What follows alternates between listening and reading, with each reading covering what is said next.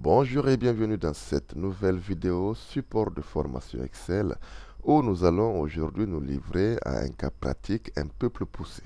Je rappelle que cette vidéo est faite pour les personnes de niveau 3, 4, voire experts, car nous allons imbriquer quelques fonctions d'Excel qui vont nous permettre d'aboutir à ce résultat. Illustration. Ici, nous avons une base de données à double entrée. Donc, dans les colonnes, nous avons les groupes, dans les lignes, nous avons les différentes catégories et à l'intersection entre les lignes et les colonnes, nous avons enregistré les différents agents. Donc l'objectif ici, c'est de pouvoir rechercher par exemple un agent. Donc je prends par exemple Yacine. Automatiquement, la catégorie de Yacine s'affiche. D'accord? Si par exemple, je prends Rufai, voilà, qui est de la colonne K, automatiquement que la catégorie de Rufai s'affiche. La seule problématique à laquelle nous serons confrontés, c'est qu'ici, notre valeur cherchée va se positionner sur toute une base de données, d'accord, et non une seule colonne ou une seule ligne. Alors, il va falloir que nous travaillions toutes nos fonctions qui seront imbriquées afin d'aboutir à ce résultat-là. Je suis Haruna Bonkano, je suis consultant formateur bureautique, particulièrement du tableur Excel chez Niger Excel. Notre objectif, c'est de vous rendre dynamique, performant et autonome à travers les outils Microsoft Excel.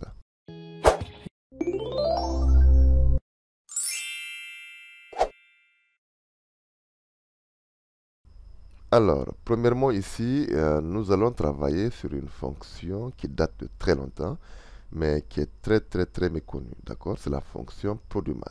Je m'explique. La fonction produmat permet tout simplement de multiplier deux matrices, c'est-à-dire deux bases de données. Alors, j'aimerais vous montrer ça pratiquement. Donc voilà, nous allons supposer cette petite matrice comme la base numéro 1, d'accord, et celle-là comme la base numéro 2. Je rappelle que dans la fonction produmat, donc il faudrait que les deux bases de données aient la même dimension en colonne comme en ligne. Que le nombre de lignes que nous avons dans la matrice 1 soit égal au nombre de colonnes de la matrice numéro 2. D'accord? C'est très simple. Alors, produmat. Premièrement, il me demande la matrice numéro 1. Donc, je sélectionne cette base de données-là. Secondo, je sélectionne cette base de données. Je ferme la parenthèse et je valide. Alors il me renvoie 4. Pourquoi 4? Parce que tout simplement, nous n'avons pas sélectionné la bonne taille de notre fonction matricielle. Pour cela, nous avons 3 lignes, d'accord, et 3 colonnes. Donc, faites attention. Si vous utilisez cette fonction produit mat là, donc pour tous ceux qui ont Office antérieur à 365, doivent fournir un effort, délimiter leur base de données. Par exemple, ici, nous avons 3 lignes et 3 colonnes. Alors, nous sommes dans une fonction matricielle, donc nous allons faire CTRL SHIFT ENTER. Je m'explique. Ici, nous avons un petit calcul qui s'est opéré. Donc, nous avons 4, 48, 52. Ici, nous avons 0, 0, 0. Alors, comment notre fonction a pu trouver ce résultat-là? Je vous montre.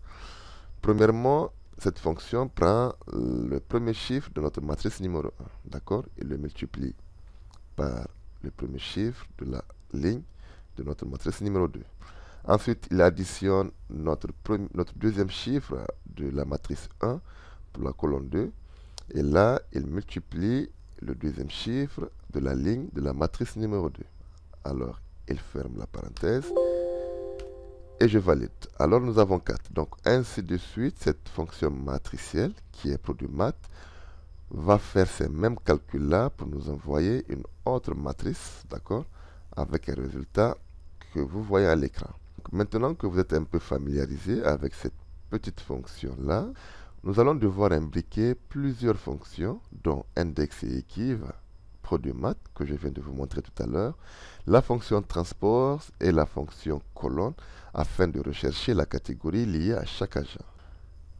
Alors, la fonction transpose permet tout simplement d'inverser ou de transposer les bases de données horizontales en verticale et vice-versa. Donc, par exemple, si je mets transpose, d'accord, si je prends toute cette base de données-là, alors quand j'aurai validé, nous allons la transposer maintenant de l'horizontale à vertical, d'accord? Mais moi, c'est pas ça qui m'intéresse. Donc, je vais imbriquer à l'intérieur une fonction colonne. Pourquoi? J'aimerais tout simplement que les numéros de colonne de cette base de données qui sont actuellement horizontales, d'accord? Donc, soient transposés dans le sens vertical. Donc, pour cela, je sélectionne toute ma base de données ici, là, d'accord? Je ferme les deux parenthèses et je valide. J'ai le chiffre 2. Je vous ai attiré l'attention, si nous sommes dans une fonction matricielle, nous devons toujours sélectionner la bonne taille. Ici, nous avons pratiquement 10 colonnes, d'accord?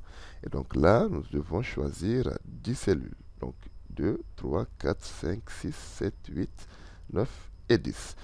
Nous nous basculons de la barre de formule et nous appuyons sur les touches CTRL, SHIFT, ENTER. Automatiquement, nous avons le numéro de colonnes qui se sont transposées au sens vertical. D'accord? Ça, c'est génial. Alors, nous avons franchi une première étape dans notre imbrication de formule. Ensuite, nous allons essayer d'utiliser ce résultat que nous avons eu comme base numéro 2.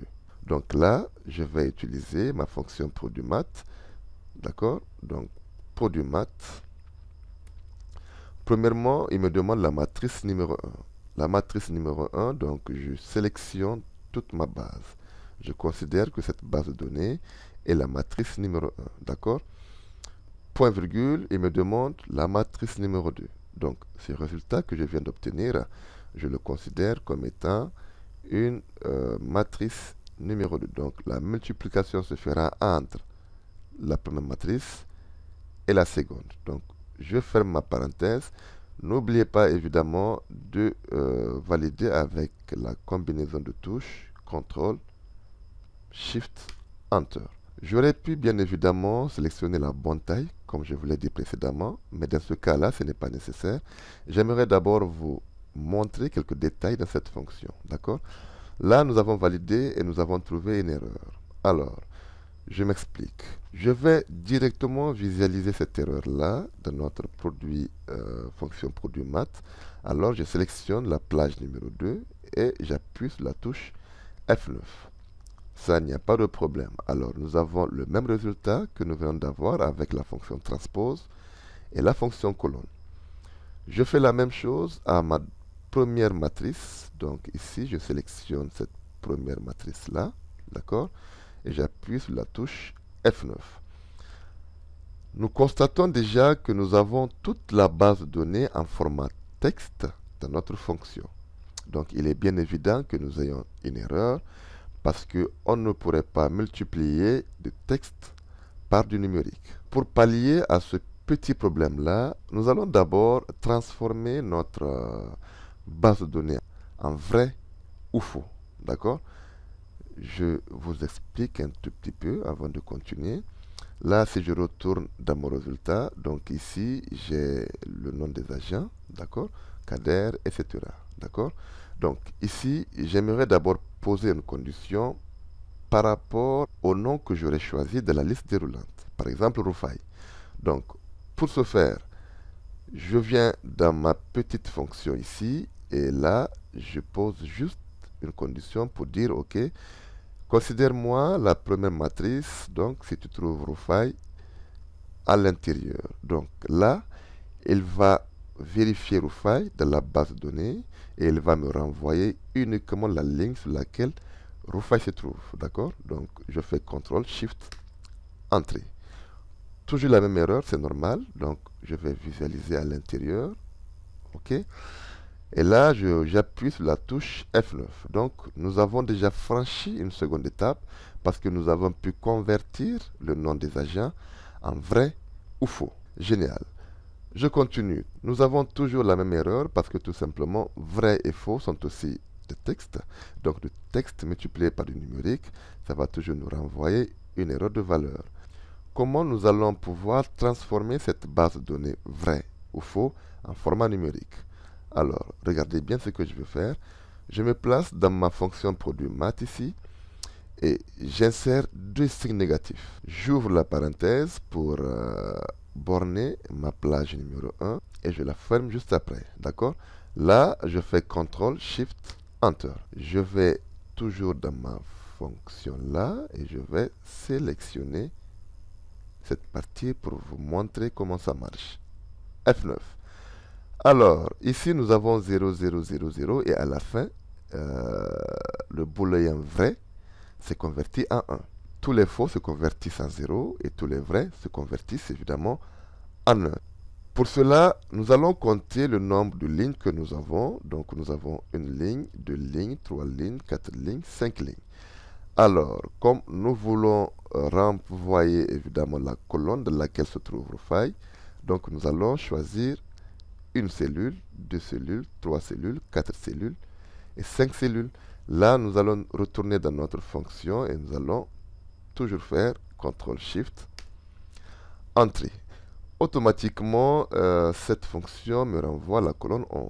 Donc ici, si je sélectionne par exemple Rachid, donc automatiquement, il va me renvoyer la colonne 4. Donc c'est la colonne D, d'accord?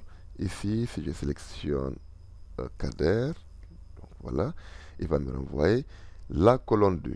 Alors nous avons franchi une troisième étape et là, nous allons pouvoir travailler sur les différentes fonctions qui sont index et equiv. Là, je vais d'abord mettre ma fonction index.